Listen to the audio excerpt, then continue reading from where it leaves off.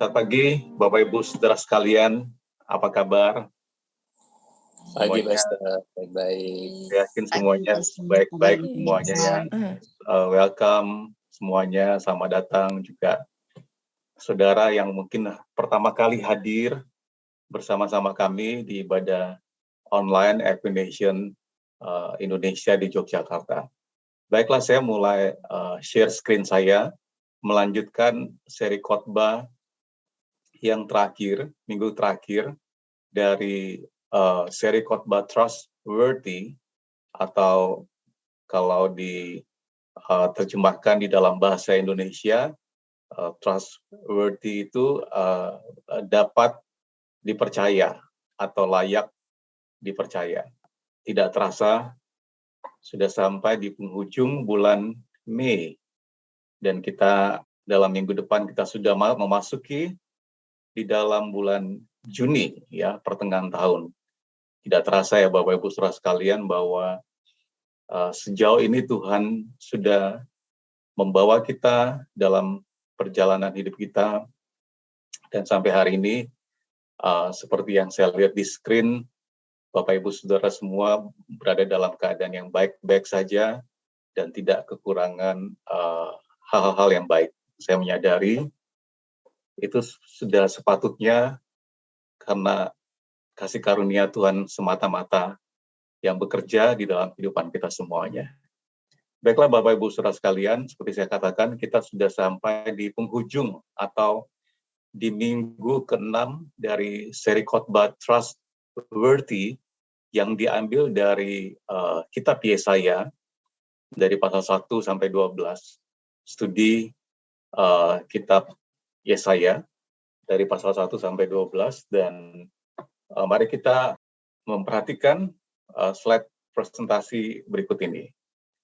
Baik, Bapak Ibu, apakah bisa dilihat gambar dan suara saya dengan jelas? Bisa tunjukin tangannya supaya saya bisa make sure bahwa Bapak Ibu bisa mendengarkan suara saya dan gambar presentasinya dengan baik. Baik, Bapak Ibu saudara sekalian, di minggu ke-6 ini judul khotbahnya God's Remnant. God's Remnant diterjemahkan dalam bahasa Indonesia itu adalah yang tersisa miliknya Allah. Ya, remnant itu yang tersisa, yang sisa atau yang di reserve, yang disimpan, dan ini berbicara tentang umat Tuhan. Seperti Bapak Ibu saudara-saudari ketahui bahwa penghakiman Tuhan atas Israel dan Yehuda terjadi karena ketidaksetiaan mereka. Ya, ketika mereka sudah masuk ke tanah perjanjian dan mereka sudah hidup dengan baik, ya, mereka tidak lagi tergantung dari roti mana yang Tuhan kirimkan setiap hari di padang gurun selama 40 tahun, dan mereka masuk ke tanah perjanjian. Mereka menempati rumah mereka hidup dari bercocok tanam, dan mereka sangat diberkati karena itu janji Tuhan, engkau akan masuk ke tanah yang berlimpah susu dan madu, ya, tanah Kanaan, tanah yang sangat subur. Dan Bapak Ibu Saudara sekalian, Kanaan ini dari zaman dahulu atau tanah tempat bahkan bangsa Israel modern day hari ini itu tempat yang sangat strategik, ya, yang sangat strategis, ya. Kenapa? Karena terletak di jalur perdagangan dunia pada waktu itu.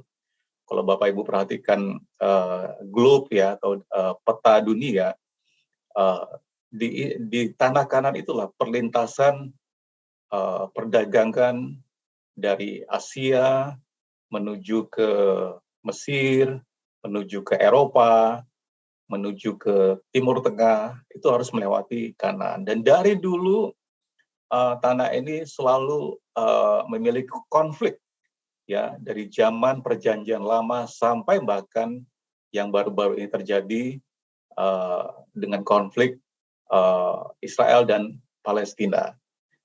Nah, tanah ini begitu subur Bapak Ibu Saudara sekalian, dan mereka hidup dengan tidak kekurangan, mereka diberkati.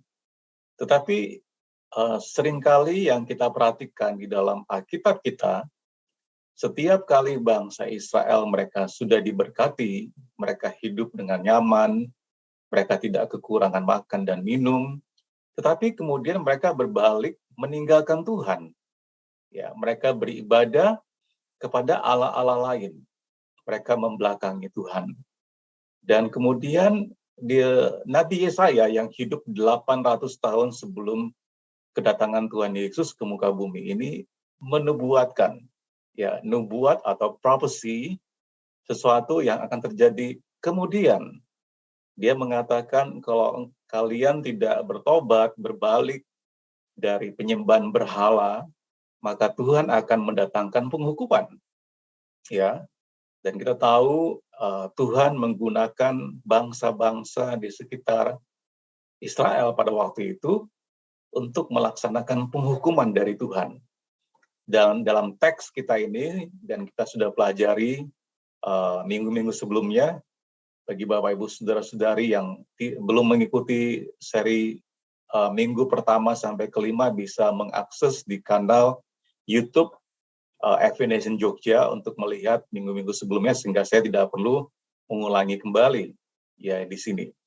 Dan kita tahu kemudian bangsa Israel karena ada 12 suku terbagi menjadi 2, wilayah utara disebut dengan Israel, ibu kotanya Samaria, dan bagian selatan disebut dengan Yehuda, yang kemudian nanti menjadi orang-orang Yahudi yang dikenal dengan Yahudi, yang tradisi dan ibadah agamanya itu kita kenal dengan Yudaisme. Ya, Yudaisme artinya mereka menyembah Allah Abraham, Allah Ishak, Allah Yakub dalam Perjanjian Lama. Dan kita tahu bangsa Israel, kerajaan di utara, yang ibu katanya Samaria itu kemudian diinvasi oleh Asyur, ya, dan kemudian kerajaan selatan Yehuda, yang ibu kotanya Yerusalem, itu diinvasi oleh Babilonia, ya. Dan Yesaya sudah menubuatkan hal ini sebelum terjadi, bahwa kalau mereka berubah setia kepada Tuhan, maka Tuhan akan menghakimi mereka. Nah, Bapak Ibu Saudara sekalian, dalam konteks sejarah penebusan, ya, pendeta Abraham Park, seorang pendeta dari Korea Selatan, Bapak Ibu bisa mengakses seminar, webinar, khotbahnya di YouTube. Ya, gampang sekali, saudara bisa memasukkan sejarahpenebusan.com, ya, sejarah penebusan dicari di YouTube. Di situ ada 6 seri khotbah tentang sejarah penebusan. Dan beliau mengatakan dalam salah satu webinar tersebut, beliau mengatakan, pendeta Abraham Park mengatakan bahwa bangsa-bangsa di sekitar Israel itu seperti pion-pion di atas papan caturnya Tuhan.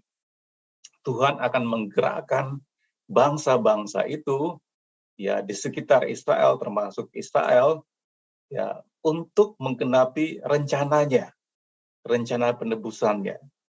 Rencana penebusan ini tentu saja berbicara tentang kedatangan Tuhan Yesus Kristus yang pertama kali untuk menebus setiap umat manusia.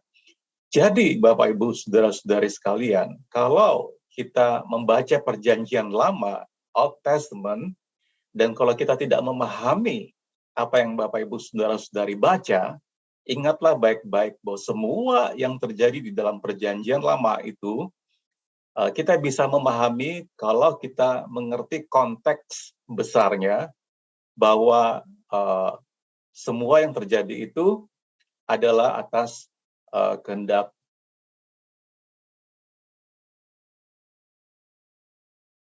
di Yesaya 10, ya, bukan Yesaya 11. Jadi kalau saya salah ketik, bukan Yesaya 11, Yesaya 10. Yesaya 10 di situ, mari kita baca, saya sudah siapkan di sini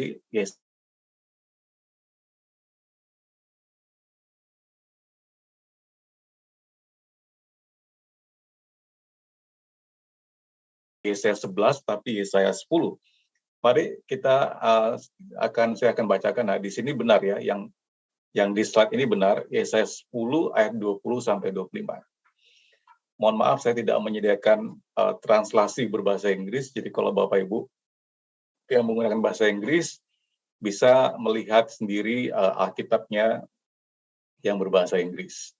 Ya, nah di situ dalam Yesaya pasal 10 ayat 20 sampai 25 dikatakan, tetapi pada waktu itu sisa orang Israel dan orang yang terluput di antara kaum keturunan Yakub, ya keturunan Yakub ini berbicara tentang Israel, 12 suku ya anak-anaknya Yakub, tidak akan bersandar lagi kepada yang mengalahkannya. Yang mengalahkannya di sini Asyur, ya, tetapi akan bersandar kepada Tuhan yang Maha Kudus Allah Israel dan tetap setia. Ya. Suatu sisa akan kembali. Nah, kata sisa ini dalam bahasa Inggrisnya itu remnant, ya, yang tersisa. Jadi yang suatu sisa ini akan kembali, sisa Yakub akan bertobat di hadapan Allah yang perkasa. Sebab sekalipun bangsamu, hai Israel, seperti pasir di laut banyaknya, namun hanya sisanya akan kembali. Tuhan telah memastikan datangnya kebinasaan dan dari situ timbul keadilan yang meluap-luap. Ya. Sungguh kebinasaan yang sudah pasti akan dilaksanakan di atas seluruh bumi oleh Tuhan semesta alam. Nah, kalau Bapak Ibu baca Tuhan, Tuhan, capital semua, huruf besar semua, itu mengacu kepada Yahweh, nama kudusnya Tuhan, Yahweh.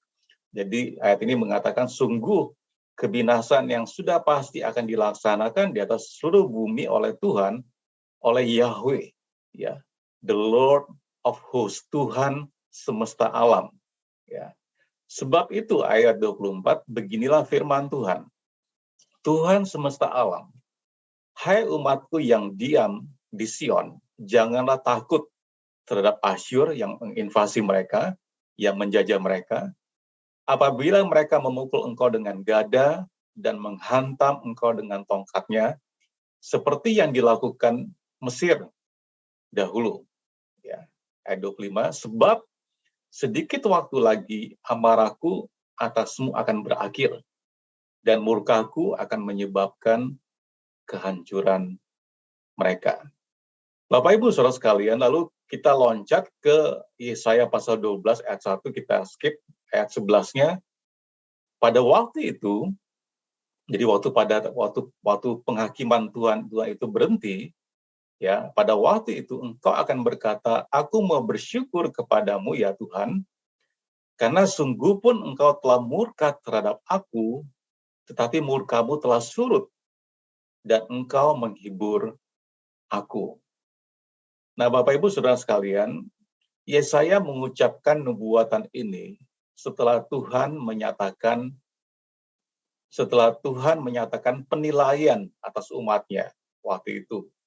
Karena seperti kita ketahui sebelumnya, mereka berjalan dalam kesombongan, mereka tidak lagi bergantung kepada Tuhan, mereka meninggalkan Tuhan, kemudian meskipun mereka datang beribadah kepada Tuhan, tapi di sisi yang lain kehidupan mereka tidak mencerminkan ibadah itu. Mereka mendesak orang-orang miskin, mereka mengambil hak-hak anak yatim piatu, janda, mereka berbuat jahat, ya. Dengan kata lain, mereka tidak melakukan keadilan, mereka tidak adil secara sosial. Apa yang telah mereka lakukan.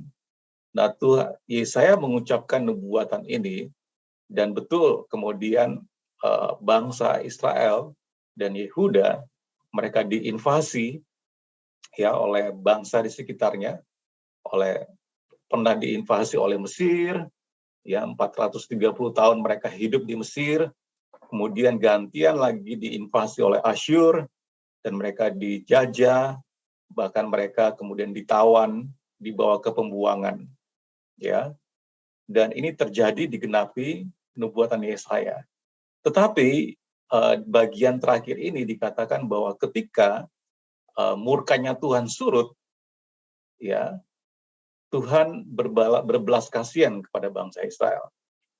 Nah, untuk menghakimi Israel, Tuhan menggunakan bangsa yang berbeda, yaitu Asyur. Jadi seperti saya tadi katakan, Bapak Ibu, Tuhan bisa menggunakan bangsa-bangsa di sekitar Israel seperti papan catur di atas caturnya untuk digerakkan sesuai dengan kehendaknya agar rencananya yang terjadi. Nah, Tuhan memberikan disiplin kepada Israel, penghukuman kepada Israel karena mereka meninggalkan Tuhan.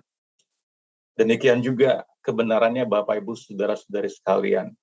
Seringkali, banyak kali dalam kehidupan umat manusia, ketika kita berbalik meninggalkan Tuhan, ketika kita lebih percaya kepada hal-hal yang lain, lebih daripada percaya kepada Tuhan, maka seringkali yang terjadi atau hampir bisa dipastikan yang terjadi pasti Tuhan menggunakan setiap situasi, kondisi, keadaan di dalam kehidupan sekitar kita untuk membuat kita bisa berbalik kepada Dia. Nah, inilah yang terjadi kepada bangsa Israel.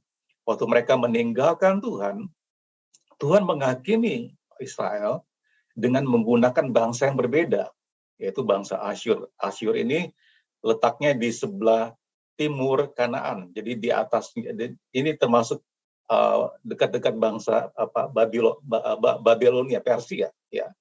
Tuhan menggunakan Asyur untuk menghukum Israel, untuk mendisiplin Israel, dan mereka dijajah, mereka dibawa ke pembuangan dengan tujuan agar supaya mereka berbalik kembali, bertobat kepada Tuhan. Ya. Nah, kita bisa lihat di dalam Yesaya pasal 10 ayat 15, tetapi masalahnya apa yang terjadi? Bangsa Asyur yang Tuhan pakai untuk menghukum bangsa Israel ini, ternyata juga mereka juga akan dihukum, akan dihakimi oleh Tuhan, karena bangsa Asyur ini merasa karena Tuhan memakai mereka, lalu hatinya juga menjadi sombong, hatinya menjadi pongah.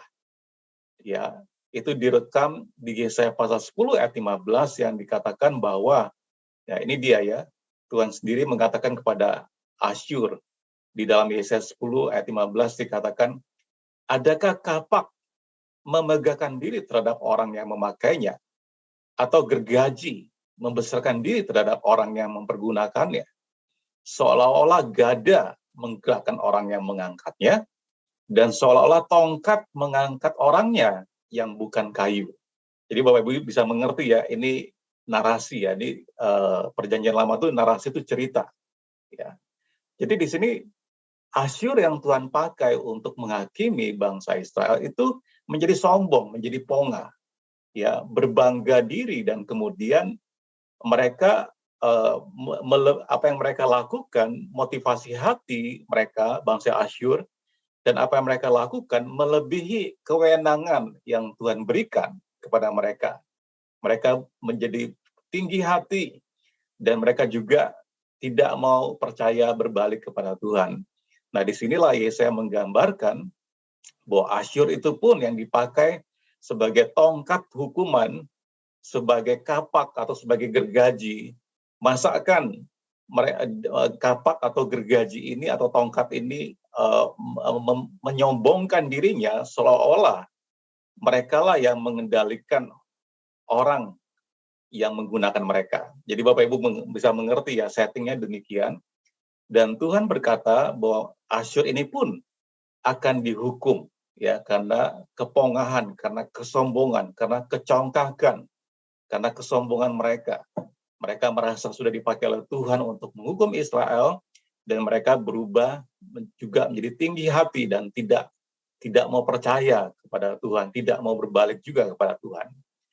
Nah, ketika penghukuman bangsa Israel ini selesai, Bapak Ibu, ya, Tuhan menunjukkan kesetiaannya dalam menjaga sisa Israel, atau yang kita sebut tadi the remnant, yang tersisa, yaitu umat yang diselamatkan untuk dirinya sendiri. Nah, hari ini kita akan melihat ada beberapa hal, ada 3 poin yang kita bisa pelajari ketika Tuhan menghakimi umatnya, ketika Tuhan mendisiplin umatnya, ketika Tuhan sama seperti Tuhan menggunakan bangsa-bangsa di sekitar Israel, bangsa Asyur, bangsa Mesir, bangsa Babilonia, Persia, untuk menghakimi Israel supaya mereka berbalik kepada Tuhan. Kebenaran yang sama juga, Bapak Ibu Saudara sekalian, ketika kita meninggalkan Tuhan, ya, Tuhan bisa menggunakan apa saja di sekitar kehidupan kita. Bisa itu keluarga kita, bisa itu pekerjaan kita, bisa itu kesehatan kita, bisa itu keuangan kita, bisa hubungan-hubungan kita yang ada dalam sekitar kehidupan kita. Tuhan bisa menggunakan itu semua sebagai alat untuk menghakimi, untuk mendisiplin kita, sehingga kita bisa berbalik kepada Tuhan. Nah, ketika penghakiman ini terjadi, Bapak Ibu Saudara sekalian, apa yang kita bisa pelajari? Yang pertama, Tuhan itu setia di tengah-tengah pencobaan atau masalah yang kita alami. Ya.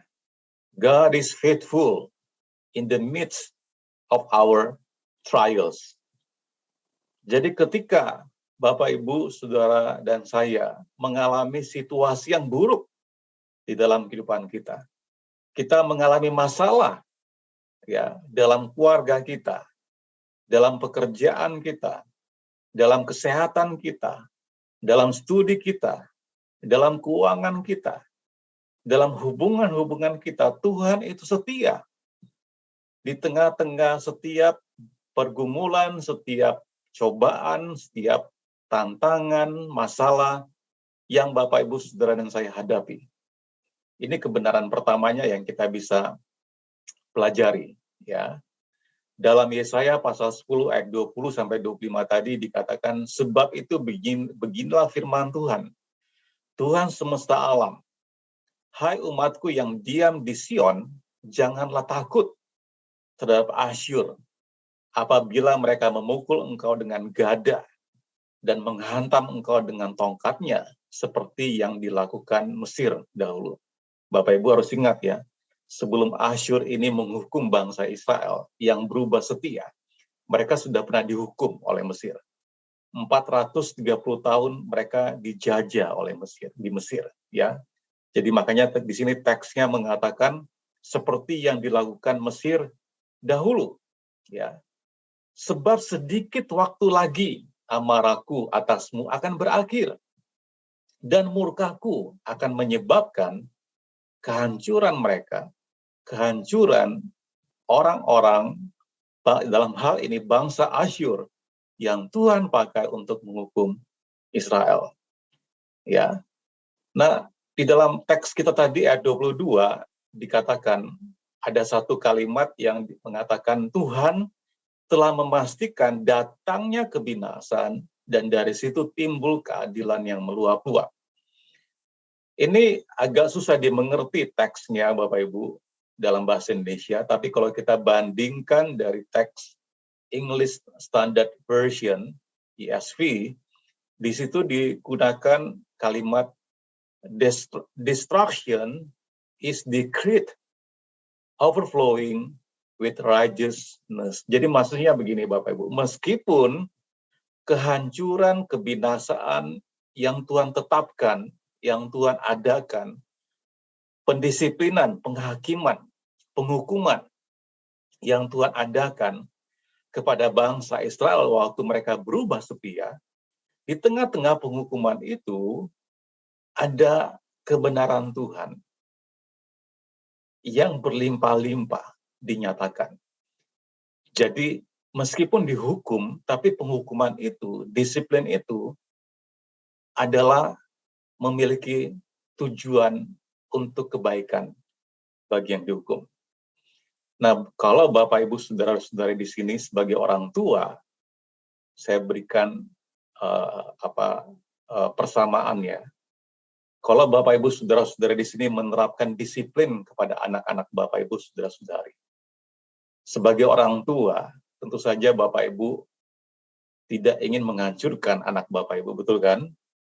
Di dalam Alkitab juga dikatakan, disiplin anakmu, tapi janganlah engkau menginginkan kebinasaannya. Orang tua yang baik pasti akan mendisiplin anaknya. Ya, orang tua yang baik pasti, ya, disiplin itu lahir, melakukan disiplin lahir karena keluar dari kasih sayang orang tua kepada anaknya. Ya, kita tahu Bapak Ibu Saudara sekalian, anak-anak yang tidak disiplin akan tumbuh menjadi anak-anak yang liar, menjadi anak-anak yang tidak menghormati orang tua, tidak menghormati orang lain, anak-anak yang serampangan, sembrono, ya. Dan kita tahu sebagai orang tua, kalau mereka tidak disiplin, ya, kelakuan mereka, karakter mereka itu akan menghancurkan diri mereka sendiri. Karena orang tidak suka dengan mereka kalau kelakuan yang seperti itu. Dalam pekerjaan juga mereka tidak akan dipakai oleh perusahaan kalau attitude, sikapnya, karakternya tidak baik. Setuju ya Bapak Ibu, saudara di sini yang punya anak, dan juga nanti yang akan punya anak, calon orang tua. Jadi sama juga demikian dengan Tuhan, di tengah-tengah ya kehancuran, destruction, ya. Di sini bahasa Indonesia kebinasaan, penghukuman tadi yang sudah Tuhan tetapkan, ya, tetapi penghukuman itu juga disertai dengan kebenaran Tuhan yang berlimpah-limpah. Karena maksud Tuhan bukan untuk menghancurkan bangsa Israel, tapi Tuhan menggunakan bangsa lain untuk menghukum Israel demi kebaikannya. Nah, di sini Bapak Ibu, saya teringat suatu firman di dalam Alkitab Perjanjian Baru, kitab Roma, pasal 8 ayat 28 yang kita semua tahu bunyinya, bahwa Allah turut bekerja dalam segala sesuatu untuk mendatangkan kebaikan bagi setiap orang yang mengasihi Dia. Jadi, Bapak Ibu Saudara sekalian, ya, kalau Bapak Ibu Saudara sekalian mengasihi Tuhan, ketika kita mengalami pencobaan, tantangan, masalah, itu bukan berarti Tuhan tidak suka kepada kita, itu bukan berarti bahwa Tuhan ingin menghancurkan kita dengan masalah itu, tapi Tuhan menggunakan masalah itu untuk membuat Bapak, Ibu, Saudara, dan saya menjadi orang yang lebih baik lagi. Karena Tuhan sanggup menggunakan segala sesuatu. Sama seperti Tuhan bisa menggunakan siapa saja, ya, bangsa apa saja di sekitar umat Israel pada waktu itu. Ya, Tuhan bisa menggunakan bangsa siapa saja untuk menghukum bangsa Israel supaya mereka berbalik kepada Tuhan. Kebenaran yang sama juga Tuhan bisa menggunakan pekerjaan kita, keluarga kita, kesehatan kita, keuangan kita, hubungan-hubungan yang kita miliki sebagai alat, ya, untuk mendisiplin kita untuk berbalik kepada Dia. Tapi ingat, dalam murkanya itu, dalam disiplinnya itu Bapak Ibu, dalam penghakimannya itu, ya, dia melakukan itu karena keluar dari hati yang berbelas kasihan. Yesaya 54 ayat 8 mengatakan, dalam murka yang meluap, aku telah menyembunyikan wajahku terhadap engkau sesaat lamanya. Saya kasih stabilo, sesaat, sebentar saja. Ketika Tuhan mendisiplin kita, Dia pun nggak tega melihat kita. Ya, saya teringat ketika Tuhan Yesus disalib, Bapak Ibu, untuk menanggung dosa seluruh umat manusia. Bapa Allah memalingkan mukanya, Dia tidak bisa melihat anaknya yang menanggung dosa seluruh umat manusia. Kadang-kadang Bapak Ibu, saudara sekalian, saya teringat ketika anak-anak masih kecil dan kami mendisiplin anak-anak kami. Waktu kami mendisiplin, kami juga ikut menangis sebenarnya dalam hati. Ya. Karena juga sedih, tapi harus dilakukan. Ya. Karena kalau tidak disiplin, itu akan menghancurkan mereka sendiri. Jadi ketika kita disiplin anak-anak kita, sama seperti ketika Tuhan mendisiplin, Dia nggak tega sebenarnya melihat. Ya, di sini Yesaya menggambarkan, aku menyembunyikan wajahku terhadap engkau sesaat lamanya. Tetapi dalam kasih setia abadi, dalam teks berbahasa Inggrisnya everlasting love, ya, kasihnya yang abadi. Aku telah mengasihani aku, firman Tuhan, penebusmu. Tuhan meyakinkan Israel bahwa amarahnya itu akan berakhir. Dan Asyur, alat yang dia gunakan untuk menghakimi bangsa Israel, yang tadi kita sudah lihat, Yesaya 10 ayat 15, itu pun akan menerima hukuman Tuhan atas dosa-dosa mereka juga.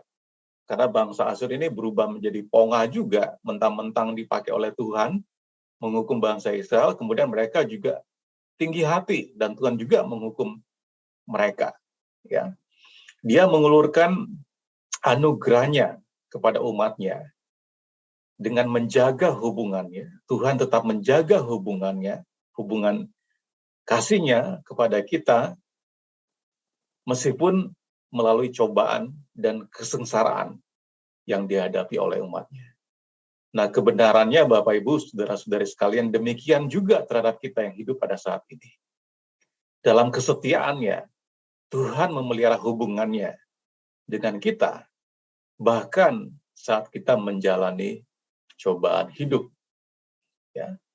Melalui semua yang kita alami, mungkin yang sedang kita alami, atau sudah pernah kita alami, atau mungkin nanti yang akan kita alami, Tuhan meyakinkan kita tentang kehadirannya dan kekuatannya. Nah, seringkali Bapak Ibu Saudara sekalian, yang terjadi adalah kita tidak bisa melihat Tuhan bekerja ketika kita ada dalam masalah. Mata kita tertutup, yang kita lihat cuma masalahnya. Karena mata kita tertutup dan yang kita lihat cuma masalahnya, seringkali kita bersungut-sungut, seringkali kita komplain, seringkali kita mengeluh atas hidup ini, atas masalah yang kita alami. Dan kita tidak bisa melihat dari sudut pandangnya Tuhan, bahwa Tuhan izinkan itu semua ya untuk membuat kita lebih baik lagi. Melalui semua yang kita alami, Tuhan sebenarnya meyakinkan kehadirannya, kekuatannya, penyertaannya. Tuhan akan membuat kita lebih baik setelah melalui tantangan, cobaan, masalah hidup yang kita alami, meskipun mungkin saat kita mengalaminya, kita tidak bisa melihatnya. Dan Bapak Ibu, Saudara sekalian, setiap tragedi yang terjadi pada umat manusia, biasanya tragedi itu membuat manusia lebih pintar, lebih wise, lebih bijaksana untuk mengatasi masalah itu. Saya berikan contoh Bapak Ibu Saudara sekalian. Ya, beberapa waktu yang lalu saya ke rumah sakit Bethesda ketika Jason Setiawan, ya, anaknya Pak Anton itu ditabrak dan harus dioperasi. Saya mendoakan di rumah sakit Bethesda waktu itu, dan saya lihat rumah sakit itu sepi, ya, tidak banyak orang yang sakit. Ya, kenapa? Karena lagi pandemi seperti yang saat ini kita lakukan, masih ada, membuat manusia kita lebih berhati-hati, lebih hidup bijaksana, lebih menjaga kesehatan, betul ya? Rajin cuci tangan, dari luar rumah harus mandi, ganti pakaian. Biasanya sebelum pandemi dari luar rumah langsung masuk kamar, tiduran dengan baju dari luar. Biasanya sebelum pandemi masuk rumah langsung pegang makanan, ya. Tapi pandemi ini membuat kita hidup lebih hygiene, lebih sehat. Cuci tangan, ganti baju, mandi dulu ya, sebelum beraktivitas, betul kan? Keluar pakai masker, menjaga jarak, minum vitamin, makan sehat, jemuran, olahraga, ya kan? Berusaha tidur cukup, betul nggak Bapak Ibu? Karena hidup sehat, rumah sakitnya sepi. Ya, di sini ada Dokter Lina, ada dokter, ya. Rumah sakitnya sepi. Maksudnya tidak banyak orang sakit. Di tengah-tengah pandemi justru tidak banyak orang sakit. Kenapa? Karena situasi ini mengajarkan kita untuk menghargai hidup lebih sehat, hidup lebih teratur, dan seterusnya. Jadi Bapak Ibu, setiap kali tragedi terjadi pada umat manusia, ya, semuanya itu akan mendatangkan kebaikan, hidup yang lebih baik. Ya, demikian juga setiap kali cobaan, tantangan yang kita alami, mari kita yakin dan percaya bahwa endingnya pasti untuk kebaikan kita. Nah, yang jadi masalah adalah suatu kita dalam masalah, kita nggak bisa lihat. Dan suatu kita dalam masalah, kita bisa menghakimi Tuhan, bahwa Tuhan tidak peduli sama kita, bahwa Tuhan jahat sama kita. Sama seperti anak ketika disiplin orang tuanya. Mungkin dalam hati anak pikiran, ini orang tuaku jahat kok aku dirotan. Ini orang tuaku jahat kok aku didisiplin, digrounded, dan sebagainya. Anak itu nggak bisa mengerti pikiran orang tuanya ketika didisiplin. Kebenarannya sama juga Bapak Ibu. Kita, anak-anaknya Tuhan. Ketika kita lagi masalah, seringkali kita tidak mengerti jalan pikirannya Tuhan, dan bahkan mencap atau menjudge atau menghakimi bahwa Tuhan itu tidak baik kepada kita. 2 Timotius pasal 2 ayat 13 mengatakan, jika kita tidak setia, dia tetap setia, karena dia tidak dapat menyangkal dirinya. Tuhan tidak bisa menyangkal dirinya bahwa dia Tuhan yang setia. Bapak, Ibu, saudara, dan saya, kita bisa menyangkal diri kita. Betul ya? Kita bisa berjanji dan kita menyangkal janji kita. Kita bisa buat komitmen dan kita membatalkan komitmen kita sendiri. Betul ya, Bapak Ibu? Tapi tidak demikian dengan Tuhan. Ketika dia mengatakan dia panjang sabar, penuh dengan belas kasihan dan kemurahan, tidak gampang marah, setia kepada beribu-ribu turunan. Tuhan tidak bisa menyangkal bahwa dia setia hanya karena ketidaksetiaan umat manusia. Dia tetap setia selama-lamanya. Ini dikatakan oleh 2 Timotius 2:13 tadi. Jika dia tidak setia, jika kita tidak setia, dia tetap setia. Karena dia tidak dapat menyangkal dirinya. Jadi poin nomor 1 tadi, apa Bapak Ibu saudara sekalian, yang kita bisa pelajari, poin nomor 1, bahwa Tuhan itu setia di tengah-tengah pencobaan yang kita alami. Yang kedua, kita bisa pelajari setiap kali tragedi, masalah datang dalam kehidupan kita. Kita bisa belajar bahwa Tuhan itu dapat dipercaya di atas segalanya. God is trustworthy above all. Tuhan dapat diandalkan, Tuhan dapat dipercaya di atas segalanya. Teks kita tadi di ayat 20, Nabi Yesaya tadi mengatakan, tetapi pada waktu itu sisa orang Israel dan orang yang terluput di antara kaum keturunan Yakub tidak akan bersandar lagi kepada yang mengalahkannya, tetapi akan bersandar kepada Tuhan, Yahweh, yang Maha Kudus, Allah Israel, dan tetap setia. Dalam teks English Standard Version, tetap setia diterjemahkan in truth, dalam kebenaran. Tuhan tetap dalam kebenarannya. Jadi, Bapak Ibu saudara sekalian, ketika bangsa Israel diinvasi oleh Asyur, dijajah, dan mereka dibawa ke pembuangan ke Babilonia, Babel, ya. Di situ ada yang Tuhan sisakan. Jadi tidak semua dibinasakan. Ada yang Tuhan sisakan. Dan yang tersisa ini kemudian akan kembali ke Yerusalem. Kita tahu ya, waktu kita baca kitab Esra, kita baca kitab Nehemia, itulah orang-orang tersisa itu kembali ke Yerusalem. Jadi Bapak Ibu, waktu saya belajar, tadi saya sebutkan sejarah penebusan tadi ya, dari pendeta Abraham Park. Selama ini pengertian saya ketika saya membaca teks bangsa Israel di Babilonia itu saya menganggap kayak penghukuman Tuhan. Memang Tuhan menghukum. Tapi di balik penghukuman itu sebenarnya itu adalah pemeliharaan Tuhan sebenarnya.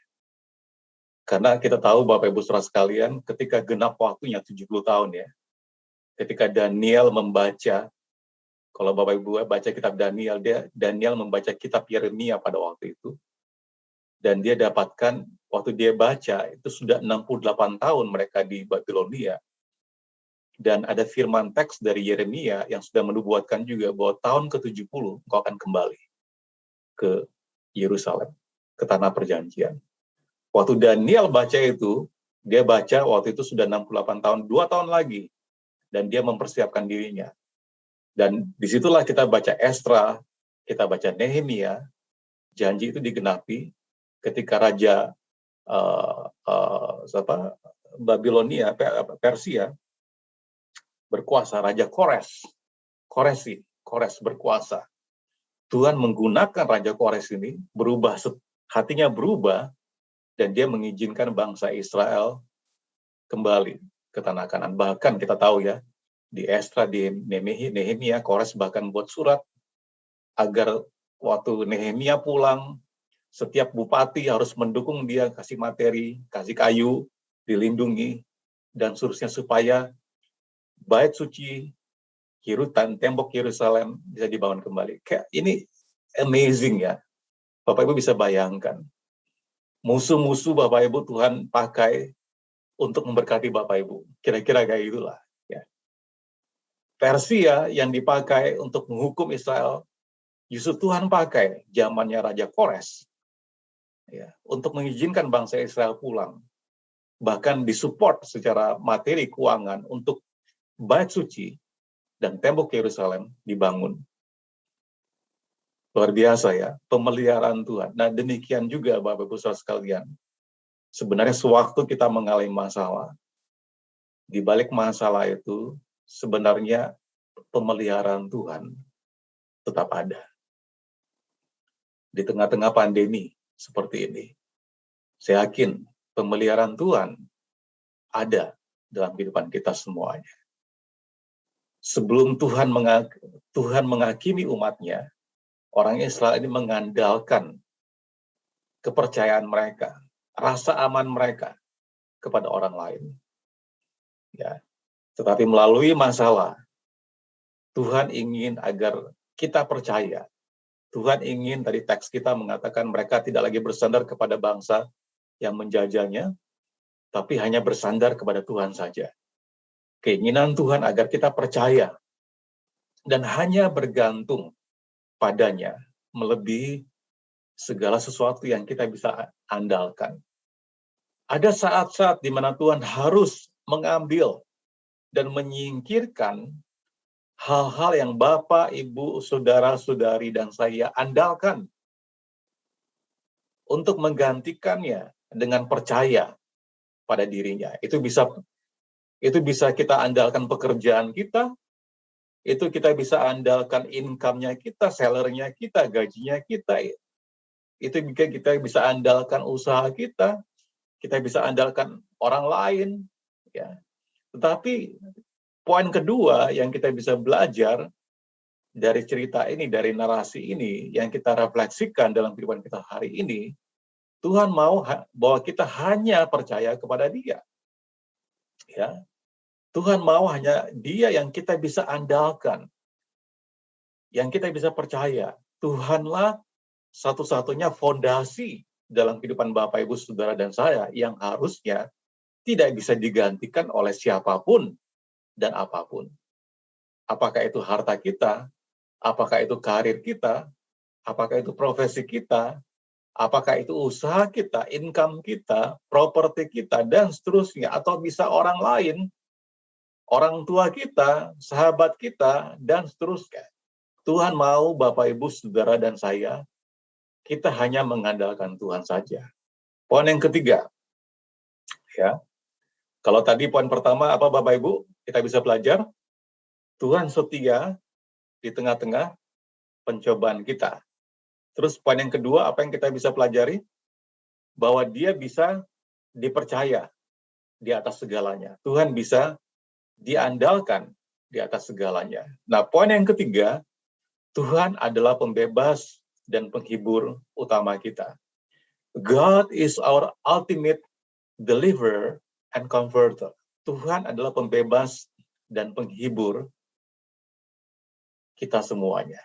Yesaya 12 ayat 1 teks kita tadi, yang Yesaya 12 ayat 1 mengatakan, pada waktu itu, engkau akan berkata, aku mau bersyukur kepadamu ya Tuhan, karena sungguh pun engkau telah murka terhadap aku, tetapi murkamu telah surut.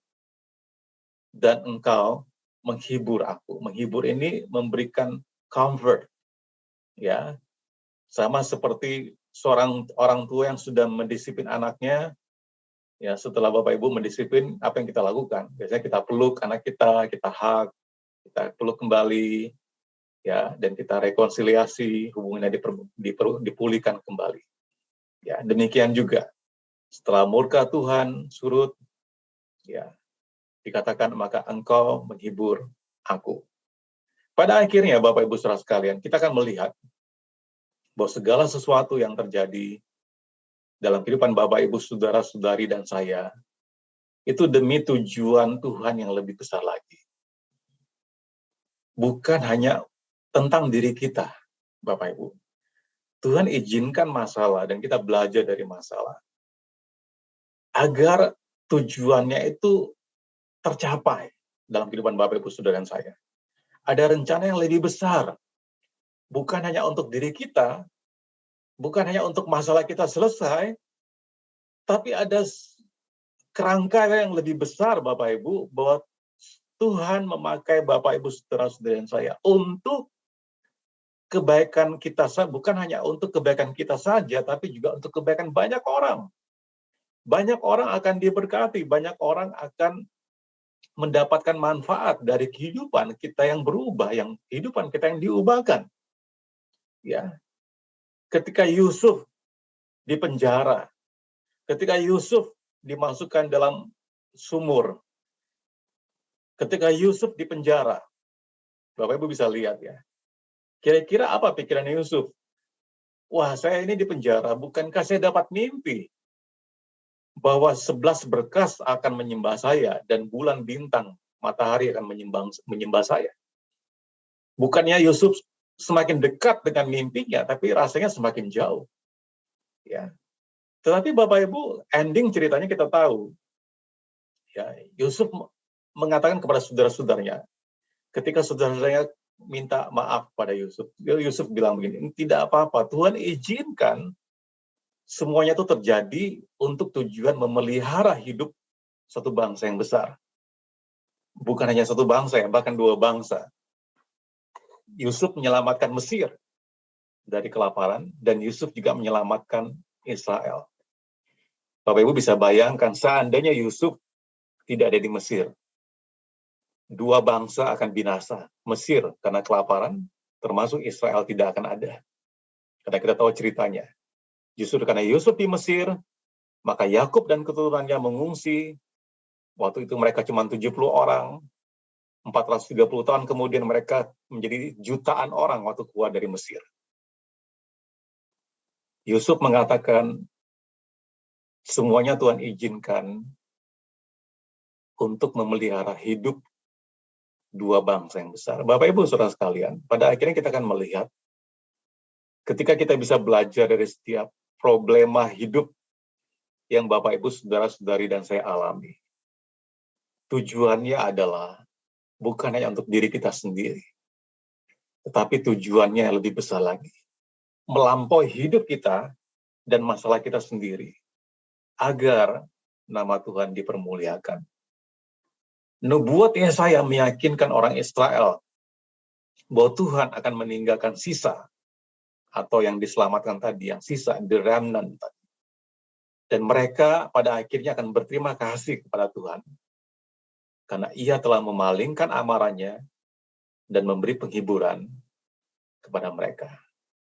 Saat kita menjalani tantangan dalam hidup, kita bisa bersyukur kepada Tuhan atas kedaulatannya, atas kasih-Nya yang membentuk karakter kita.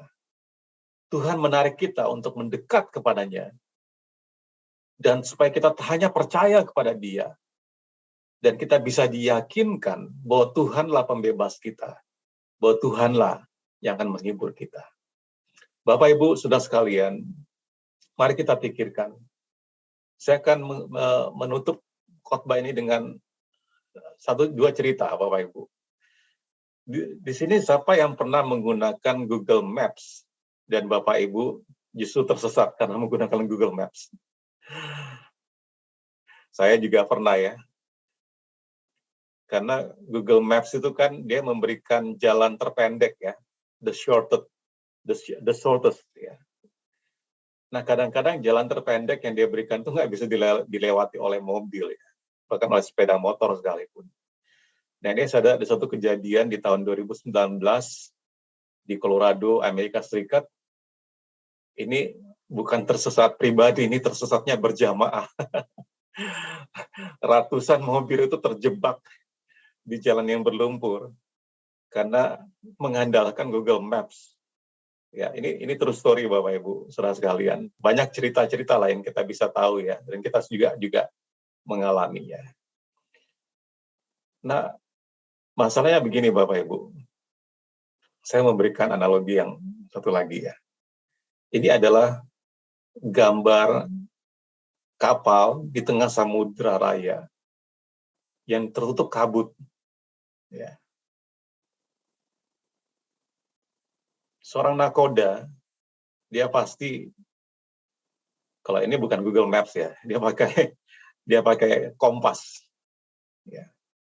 Sekarang mungkin ada kompas digital, tapi ini kompas yang konvensional. Seorang nakoda, meskipun kabut di sekitarnya, dia tidak perlu khawatir. Karena sepanjang dia mengacu kepada kompas, dia akan terhindar. Ya. Kalau sekarang lebih canggih ya, ada satelit yang bisa mendeteksi ada kapal lain di sekitarnya mungkin, ya. Atau kalau di pesawat terbang ada sistem yang bisa menunjukkan ada pesawat lain dekatnya atau mungkin ada bahaya dan seterusnya. Demikian juga kebenarannya Bapak Ibu Saudara sekalian. Ketika kita dalam masalah, seringkali yang kita lihat kan kabutnya. Seringkali yang kita lihat masalahnya. Tapi dari khotbah ini kita bisa belajar.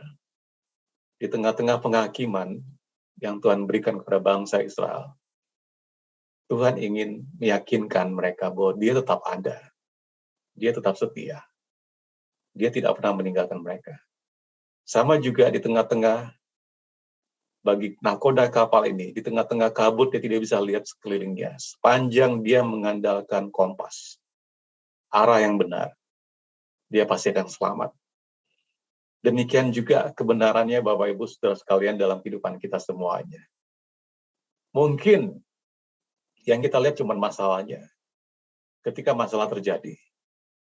Tapi sepanjang Bapak Ibu Saudara-saudari mengikuti kompasnya Tuhan, yaitu firman Tuhan tertulis, Alkitab yang kita miliki. Firman Tuhan yang kita baca, yang kita renungkan, yang kita pelajari, dan yang kita lakukan, itulah kompas kita, direction yang benar. Itulah petunjuk Tuhan yang mengatakan bahwa aku tidak akan pernah meninggalkan engkau. Mari kita berdoa. Tuhan Yesus, kami mengucap syukur Tuhan untuk kebenaran firman-Mu. Biar kami umat-Mu belajar untuk tetap mempercayai Engkau bahwa Engkau Tuhan yang tidak membuat kami tersesat dengan tujuan untuk membuat kami hancur dan binasa. Tapi Engkau Tuhan di tengah-tengah masalah yang kami alami, Engkau Tuhan yang mengajarkan kami untuk tetap percaya, bersandar, dan mengandalkan Engkau saja. Biar kami memperoleh yakin dan percaya dalam hati dan pikiran kami. Bahwa Engkau Tuhan setia dan tidak pernah meninggalkan kami. Di tengah-tengah problema yang kami alami, di tengah-tengah masalah yang kami hadapi, baik dalam kehidupan berumah tangga, keluarga kami, maupun dalam mungkin pekerjaan kami, apakah dalam kesehatan kami, suatu kami lagi sakit, atau dalam keuangan kami ketika kami lagi kesulitan secara keuangan, kesulitan secara usaha, secara bisnis. Ketika kami dalam masalah karena hubungan-hubungan yang kami alami dalam kehidupan ini. Apakah itu hubungan pertemanan, hubungan kolega, kekerabatan atau keluarga yang tidak berjalan seperti sebagaimana mestinya. Biar semua ini membuat kami sadar bahwa Engkau Tuhan yang tidak pernah meninggalkan kami. Engkau sanggup melakukan segala sesuatu dan Engkau sanggup menggunakan semua yang ada di sekitar kehidupan kami untuk mendatangkan kebaikan bagi diri kami dan untuk tujuan yang lebih besar lagi, yang lebih mulia lagi, agar banyak orang diberkati melalui kehidupan kami. Agar banyak orang diberkati melalui hidup kami, talenta kami, pekerjaan kami, keluarga kami, keberadaan kami, menjadi berkat bagi banyak orang, dan nama-Mu dipermuliakan, dimuliakan. Terima kasih Tuhan Yesus, sama berdoa pada setiap jemaat-Mu, baik yang hadir di ruang Zoom ini maupun yang menyaksikan lewat tayangan kanal YouTube nanti. Di tengah-tengah masalah, biarlah kami tidak salah menghakimi Engkau bahwa Engkau Tuhan yang tidak baik, tapi Engkau Tuhan yang baik.